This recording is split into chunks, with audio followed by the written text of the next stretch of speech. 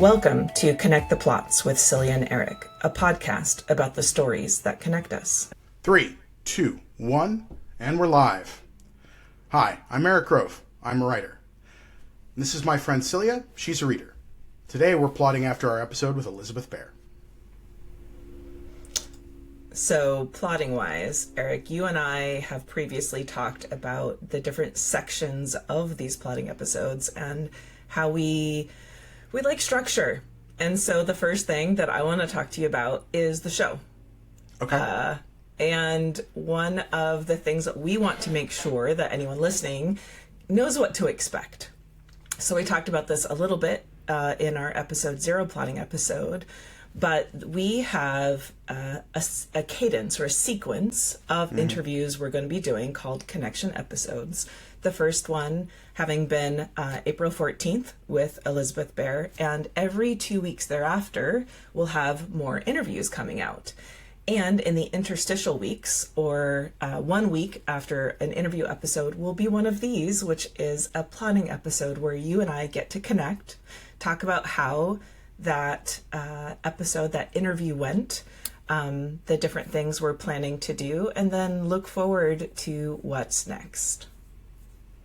Yeah, what's interesting, I think, about the way that we've organized these episodes is that I think both of us have an inherent understanding of escalation and plot development. So I think as we've interviewed people, we've understood and we need to change the order in which these might be released, or we need to bring in other people, because I think that we both sort of also have that inherent knowledge of how, in addition to the podcast itself kind of being just you can listen to each individual episode and you can hear our conversations with creatives of all sorts about their connections to stories, you will also see that there is a development of these sort of thematic elements that we're working throughout the episode, some of which we've mentioned in the episode 0, and some of which are just kind of naturally coming up. We're going to see references and kind of theme circuits where we're going to kind of come around to the same stuff again and again. For me, that's really interesting in the edit, and that's some of the stuff that we can talk about in these plotting episodes. Well, I also think about that structure lending itself to the seasonality of it all, right? Mm-hmm. So we're launching this in spring of 2026. Our anticipated end date is in the autumn of 2026, which really makes me think about the fact that we're going to need to have some fallow time to plot for our next season, which we're anticipating being in spring of 2027. And maybe it's because of coming out of the books I'm looking forward to reading, which we'll get into soon. But it very much feels like, we got to go back down into the underworld, let things lay fallow, let the winter season go, and then come back with the spring. And, Demeter will welcome us with open arms, and we'll say hello to Hades in a couple more months.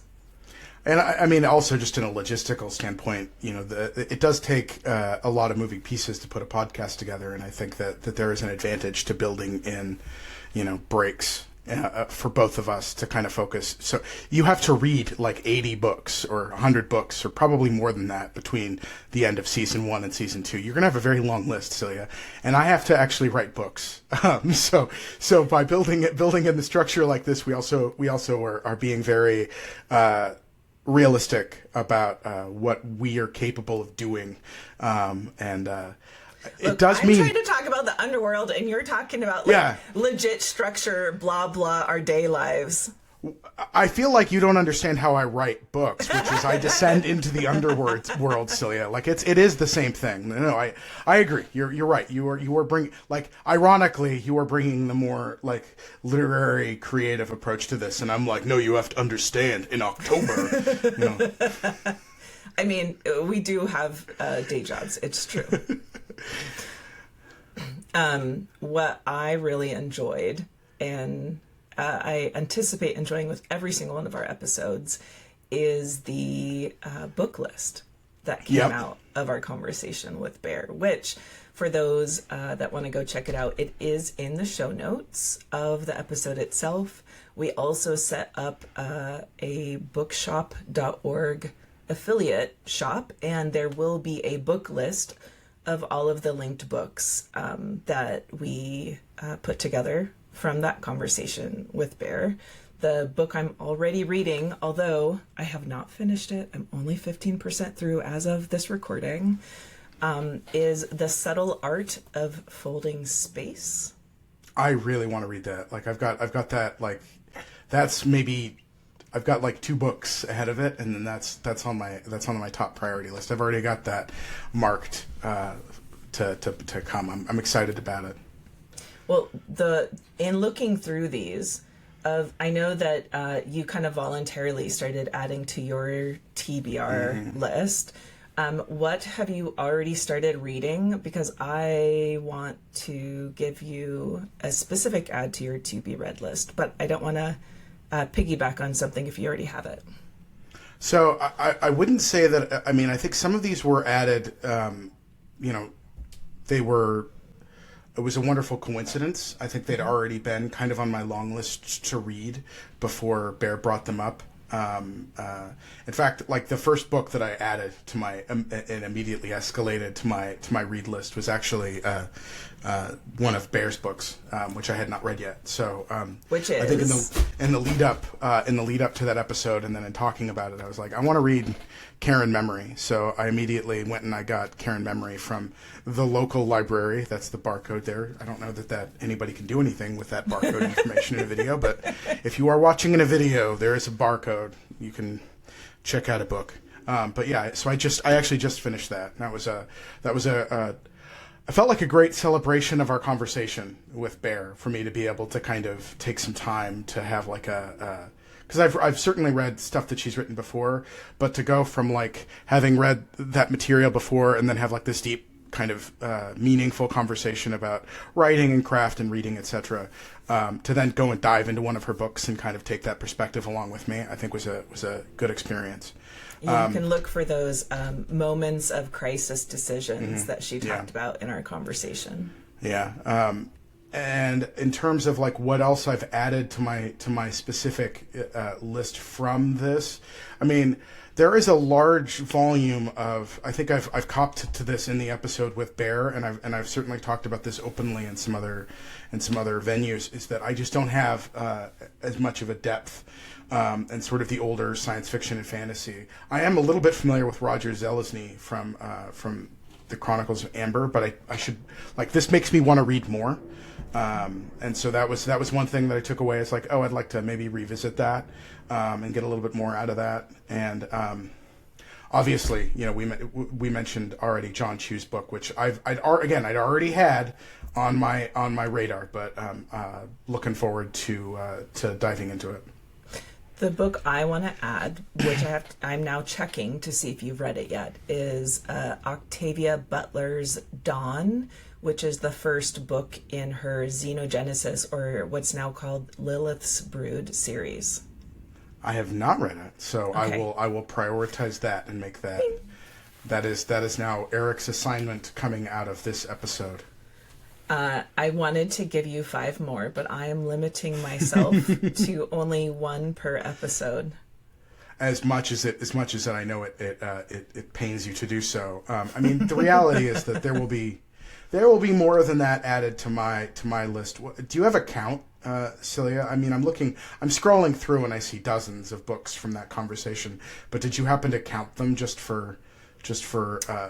I didn't. I should put that in the show notes. Just for fun, just to be like, and coming out of this conversation, you get X number. I mean, technically, I bet the bookshop.org book list kind of inherently counts it. Sure. Although not all of them were available. So, like Jo Clayton, I was able to link her Diadem and Skein series. But my favorite series by her is not available on bookshop.org because they're out of print, which is the Drinker of Souls series. And, that one, like, really got me in the gut. So it's on my bookshelves. I may just directly lend it to you to put it in the queue. But again, I'm going to pace myself, and we'll see at the end of the series how many of these things I'm just going to tack on at the very end for our fallow period. Right. Sounds good. What I'm looking forward to, the books I just finished, and I think it'll become relevant in some future episodes, is T. Kingfisher's Snake Eater. I have not gotten to that one yet. Also on my long list. The book I'm in the midst of that I paused in order to read The Subtle Art of Folding Space is Mortal Follies by Alexis Hall. Alexis is, in my experience, a more romance author, and this is a delightful little pastiche. It's this historical romance, but the narrator, and this is not a spoiler because it's almost the first words, is Puck. It's Robin Goodfellow narrating this kind of like Regency era sapphic romance, and it's nice. It just sometimes after reading I'll admit a horror novel, because it was Teen Kingfisher and Snake Eater, I cannot argue with the fact that it was horror, even though it was delightful. Mortal Follies is just like this warm little hug, even though there is a trigger warning for a wasp attack. Okay. So if you're very scared of wasps, maybe be careful. And then next up, after I finish those two, is Nebula nominee Catabasis. That is actually, I've got one book that I'm working on now, and then right after that, it's Catabasis, which I asked about the pronunciation over the weekend from some folks that I know about it. When I say over the weekend, I mean last weekend, I guess, at NorwestCon. And they told me it is actually pronounced Catabasis. Catabasis. I mean, Catabasis. Catabasis. Yeah, that was what I was. That was what I was told. I may also be wrong. Like that is what I remember them telling me, and that is what I remember. But that being said, that's been on my list for a little while. I've enjoyed everything else I've read by R.F. Kuang, and that one has been on my radar since it came out. And I think that what happened for me is that certain books got nominated, and I realized, oh crap, I didn't get to those yet. So I needed to prioritize, because it is so easy to just, keep adding books to your list and keep moving them around. And then when something gets an award nomination, you're like, okay, now's the time. Which is actually the segue into the one that I'm reading now, which has also been on like awards lists, which is The Everlasting by Alex E. Harrow. Ooh, I haven't read that one yet. I'm writing that one down. So this is kind of an Arthurian kind of take, but in a very different way. But it is kind of got like an Arthurian legend vibe.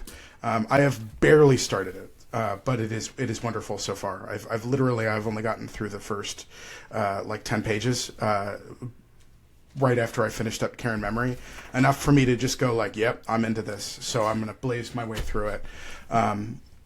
Do you read a lot of Arthuriana? I'm thinking about how to answer that. Not intentionally. I think that I have. There was a person that I believe was reading. I was a friend of mine that was reading this. And there were some other, I had read, we were talking about Spear by, help me here, Cylia, the author, she was the Grandmaster for the Nebulas last year. Wonderful person. I'm drawing an absolute, this is what happens when I have to remember the names of books and authors on the spot. Nouns. Proper nouns. Spear is a... Nicola Griffith? Yes, Nicola Griffith. So Nicola Griffith's Spear is actually a remarkably cool Arthurian retelling. Have you read that? Mm-mm. You should 100%. That's why I kind of answer you. Right? Yeah, no, you should read it. Like I would say it's a shorter book. It's incredible. I would like try to squeeze it in. But like I was talking to a person that was kind of going through an Arthuriana kick, and he was telling me that like Spear and The Everlasting, and I think just rereading the Tolkien translation of Gawain and the Green Knight, which I have read. So I guess I have read a fair amount of Arthuriana, but it's not something I go out of my way to read. It's just sort of part of my reading. For Gawain and the Green Knight, I actually read that for another podcast show. I was doing a discussion of the book and the movie The Green Knight on Ink to Film podcast, friends of ours. So pod friends of the pod. Pod friends of Ink to Film, who have been so wonderful and giving me like technical feedback and suggestions as we've gotten rolling. So check them out, Ink to Film, wherever you can get your podcasts. So that's my kind of immediate is Everlasting, and then Catabasis, and then apparently I've got Dawn that I need to figure out if I'm going to do that like right after or where I'm going to squeeze that in. And we also have future guests, right? We don't just get to do this once with Bear and then just run, because we could have one conversation with one guest and generate dozens of book suggestions and then be good for a while. But we have a new guest coming next week, so they have a list of. Tease what the name is? Are you gonna wait for it to go live? Yeah, no. Let's go ahead and tease. So our guest for next week, which will be dates. That'll be the 28th. Is that right? The 28th of April is kind of the target. Yeah, see, I can remember calendars. That's going to be Wendy Ann Wagner. And I've read this well before the pod, but Wendy had some great horror suggestions and some other suggestions in the book list that I'm going to be going through as we get close to that. Wendy's a good friend and a Bram Stoker Award nominee for Girl in the Creek, which, again, if you haven't read it, you should read it. It's going to be great. We're going to talk about it next time. The Wendy reminded me that Tink Kingfisher is a horror writer during the ongoing conversation of you trying to get me to either like or acknowledge that I like horror. Well, she's not even just a horror writer. She's on the same publishing imprint as this book. So not all of T. Kingfisher's horror is with Tor Nightfire, but I'm guessing the one that you read probably is, but several of her books are Tor Nightfire. So yeah, there are a lot of commonalities I think between T. Kingfisher and Wendy, and I think we had an opportunity to chat briefly with T. Kingfisher at NorwestCon, and I think I told T. Kingfisher, I was like, you're part of like your weapon number one in the war against getting Cylia to read more horror. Like you're absolutely like out of the gate. You're one of the authors that I know that you like. I know that Cyl likes, and therefore I can be like, read more T. Kingfisher, and then we'll get more horror introduced.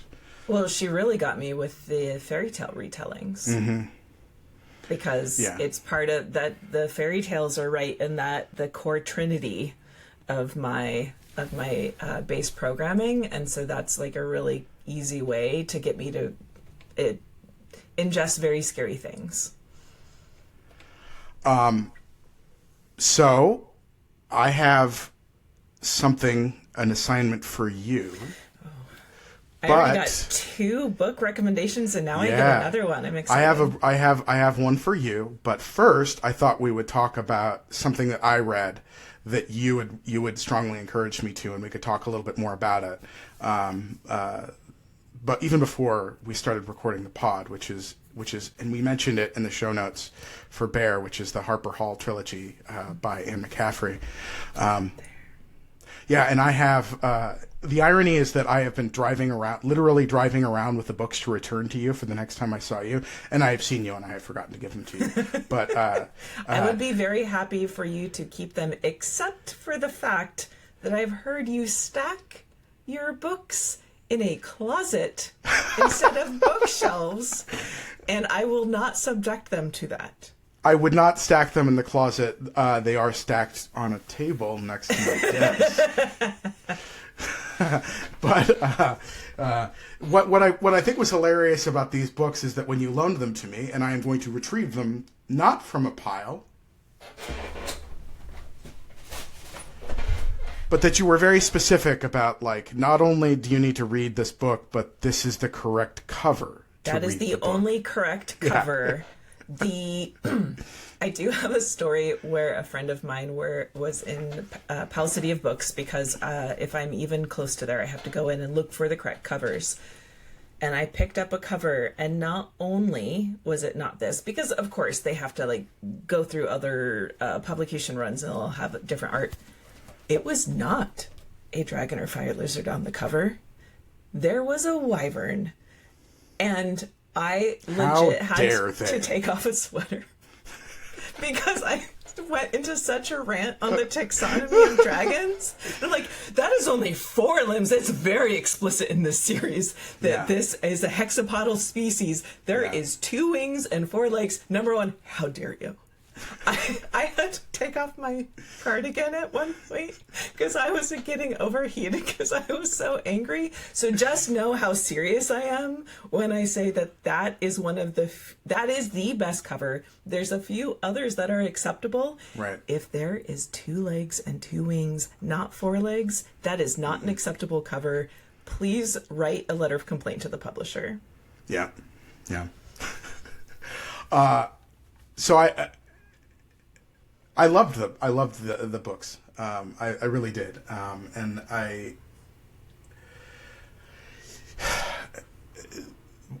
recording podcast episodes, because we've recorded interviews in advance of even this conversation, so like I kind of feel a little bit like a time traveler when we're doing this, so I don't remember like if I've already said this, but you will know in the future. But we were talking with one of our guests, and I was explaining that my method of and it may have even been like a post conversation after we ended the recording, I don't know yet until I edit that episode, about that my method of reading books, I really strongly associate sense memory with where I was when I was reading, and a lot of other like experiential memories like that very strongly gets connected for me to the experience of reading a book. So inextricably so that it is I don't like to read books again, because it would feel like it would be overwriting my extremely powerful, specifically books that I really loved, because I feel like it might override my sense memory of a particular experience. And what I want to point out is that there is a chair directly behind me, which is where I finished and I read those books. And I very specifically, like, what sticks with me, in addition to other elements of the story and kind of the connection that we now can share talking about the story, but like the visceral memory for me was, I was reading and I had the blinds up and I was reading mostly by daylight, and that's a wonderful experience in the Pacific Northwest because it's not always possible because it can be gloomy. And so it was the experience of having this particular paperback book in my hands, reading it in a particular chair in my office, thinking about it and going through that experience. There is a color of the pages that I cannot ever express. There is like a temperature of the room in terms of like the light that I will always remember, and is sort of a very special sense memory for me. So yeah, that's like a weird insight into the way that Erik reads books. It's like a full sensory experience that links up with the memory. And I think right after I read that, I sent you a text message about it, because I was sort of so moved by the book. Your text brought me to tears in the moment. It was so touching that something that is such a core piece of me resonated when you read it. It really meant a lot. And for me, like, there is like a weird amount of time travel that sometimes happens when I'm thinking about these things. And when I was reading these Harper Hall books, Dragon Song and Dragon Singer, is that the right order? Is it? Yep. Does it go? Yep. Dragon Song, Dragon Singer, and Dragon Drums is the third one, which is Menely is a side character in the third one. So to be clear, I prioritized the first 2 because those are the ones you specifically handed me, and you were like, these. It's only because I didn't have an extra copy of Dragon Drums. Fair enough. So in the process of reading it and me connecting with the story, I had the experience of and I try to do this personally, and I really encourage people when they're able to do it to put themselves in the state of mind of the ideal reader as they can interpret it. So if I'm reading a book and I feel like the ideal reader that would enjoy that book the most is like a 10-year-old or a 12-year-old or something, try to think like a 10-year-old or a 12-year-old when you're reading that book, and get more specific as you can. Like the ideal reader for this is like a 36-year-old, that hasn't had coffee yet today in Boston, but whatever works. But when I'm reading it, I'm imagining myself reading these books when I would have been about the same age that I think you told me you were when you'd read them, thinking, kind of putting myself in that place and imagining you in that place. And for me, it felt like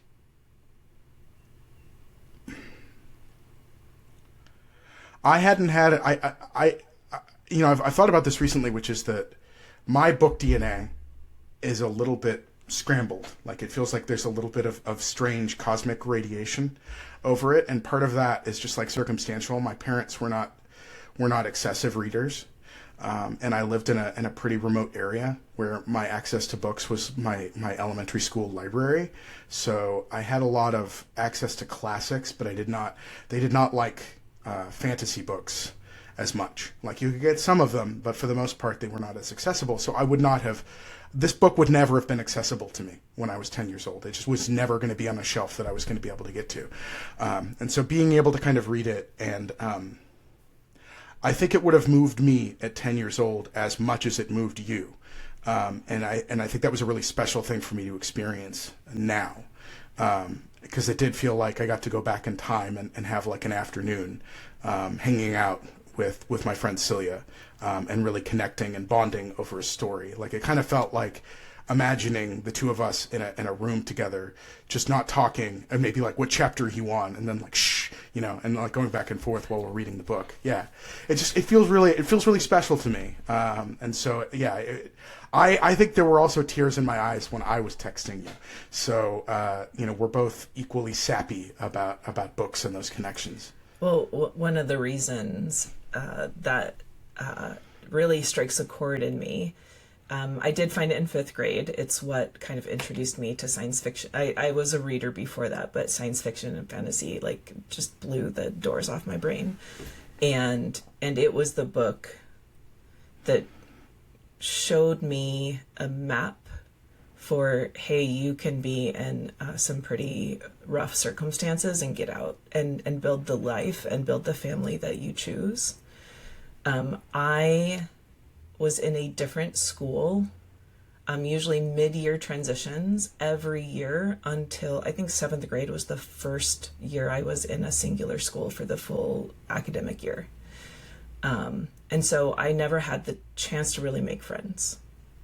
It's like people were friendly, but I never truly had friends. So the part that touches me is this internal narrative of young Cylia and young Erik being friends together, reading this book and like telling each other that they can get through this. And I wish I had that, and it's so nice to have it now as a retcon. Yeah, and very, very, very, very, very much the same. I think stories can give you hope when you need hope, and there were other stories that I was reading or that I had access to when I was 10. Ironically, I think the stories that like gave me sort of hope or release tended to be horror, for reasons that I'm sure there could be essays written about my psychology. But I think horror is an opportunity to like face a fear and then come out the other side of it. And so I found that to be really affirming. But reading Anne McCaffrey, reading Dragon Song, and then Dragon Singer, and then Dragon Song. Dragon Song and then Dragon Singer. Right. Okay. Sorry. Get the order correct, Erik. Reading those, it was a different kind of hope. That was a softer, less high fructose corn syrup. With like red die in it kind of hope. And even now, as a graying, cynical old man, I still appreciate it, which I think is testament to the potency of the book and the writing. I think one of the thoughts that I had after reading these two books was, why didn't I know about these? Why wasn't this a bigger deal?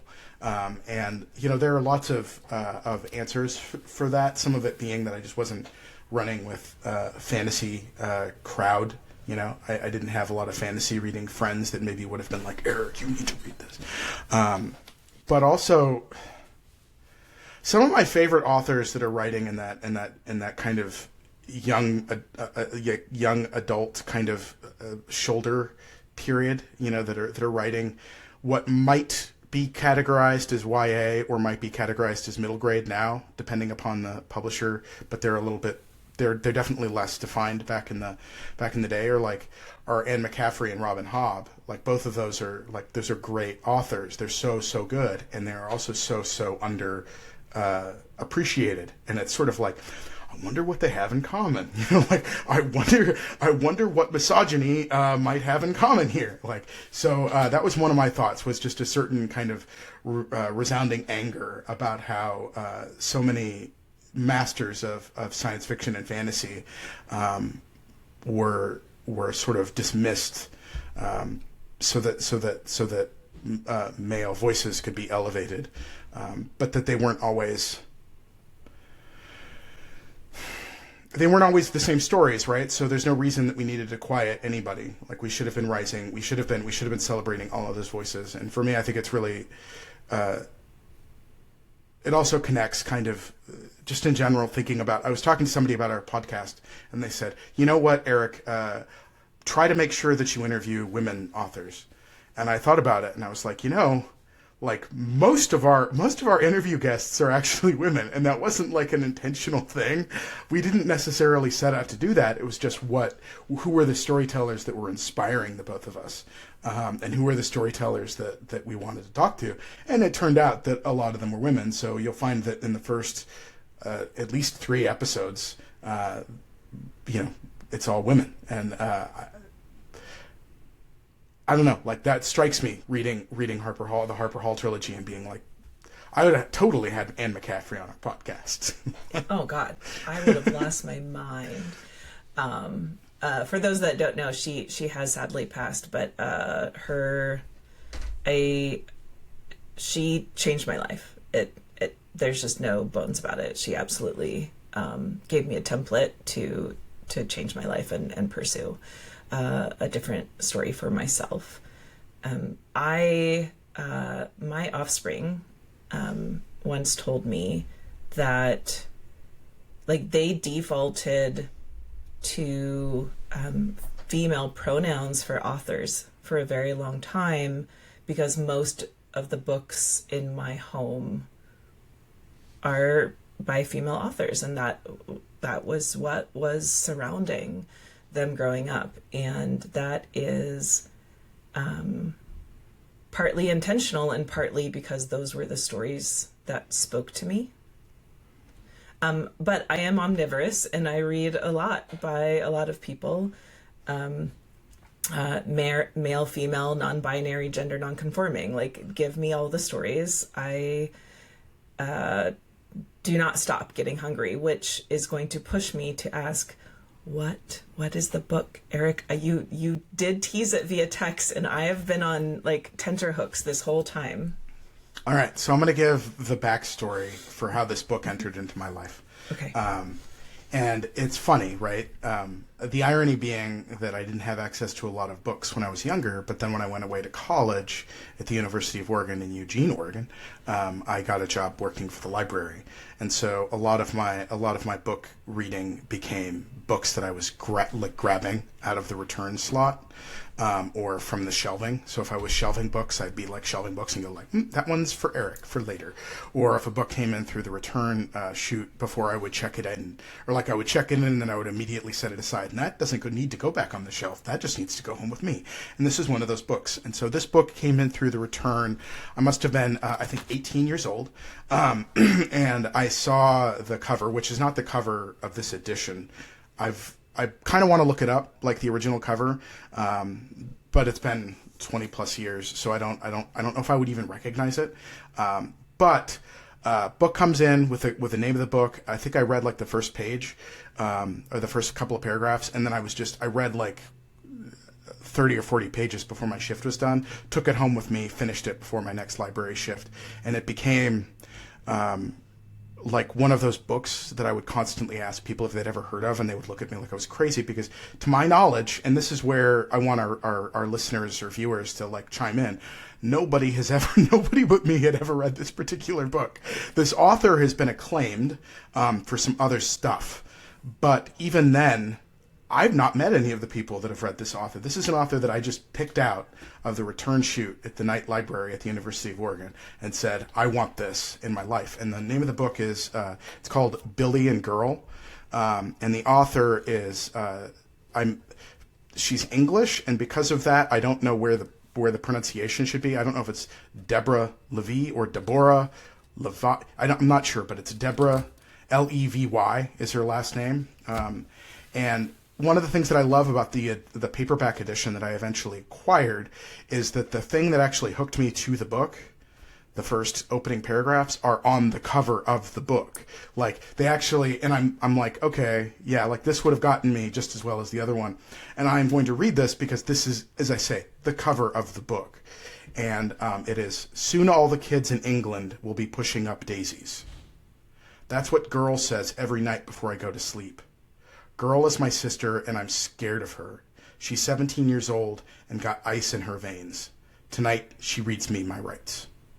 And I don't know, like this book is like a weird, like dark comedy. It falls in, I guess, the literary fiction space, but there are style choices that happen in this book and narrative choices that happen in this book that deeply and permanently resonated with me in ways that have stuck with me. So like I have gotten multiple copies of this book. This is an example of a book that, you know, I've had a copy and then I've given it away because I wanted to make sure somebody else read it. And then I had to get another copy. And I keep recommending it. It is, I don't know how well known it is outside of the UK. I don't even know how well known it is in the UK. I know that it came out in the later 90s, and I loved it. I devoured it. I guess the first American edition was 1999. And so it's possible that I got the first American edition because I was working in the library in 1999. It's also possible that I had the first UK edition because libraries can sometimes get books from the United States. But whatever it was, grabbed it, tore through it. It is a short, powerful read. It's funny. It's dark. It's voicey. It is everything that I want to be as a writer. And it's got this fascinating outsider's perspective of the United States circa 1990-ish. I think it's an interesting counterpoint to like Train Spotting or some of the other like I've heard what do they call it, lad fiction is what I've heard some people talk about, like yeah, it's brilliant, and I have a copy if you can't find it, and I will put it in your hand to get you to read it because I love it so much that I have taken to reading it and just like particular sections of it. So I recommend all of our viewers and listeners check it out. And I have now offered it as a weird kind of almost certainly not a book that you would pick on your own, Cylia. But I mean, there is not a spaceship nor a dragon on the cover. In 99, I was a parent in undergrad. And so I definitely was, I was still reading a lot, and it was very much comfort reading, which means always dragons or spaceships. So I would not have probably picked it up on my own. So I am excited to push my, to push the growth edge of myself and take this take this in and let you know how I parsed it. Because I, as opposed, like you just talked about how you often do not reread because it's this very experiential, I am a heavy rereader. Like if something resonates with me, sometimes I will reread the entire run as kind of like a cozy comforter. Mm-hmm. Like I just need to rewrap myself in the Weirs of Pern or the Diane Duane's Young Wizard series or whatever the thing is. I'm like, oh, let me wrap this around so I can get through this time period. So I'm, and I think part of our conversations and journey throughout this podcast will be me stretching into other genres and taking those stories into myself too. I am eager to see what you think about this. And the answer might just be texting me like, Erik, are you okay?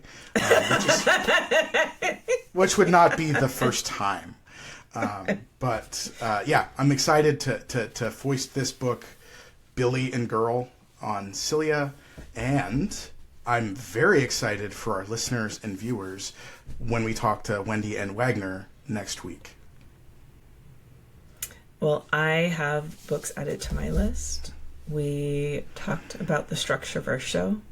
We talked about the amazing conversation we had with Elizabeth Bear and all of the books that were added to our list from that conversation.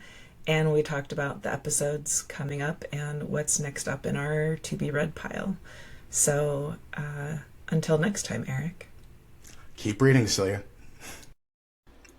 You've been listening to Connect the Plots with Cylia and Erik. Thanks. Please connect with us on social media. We're Connect the Plots Pod on Instagram, Threads, and Blue Sky. You can also support us and gain access to exclusive content on our Patreon. That's at patreon.com/Connect the Plots Pod, all spelled out.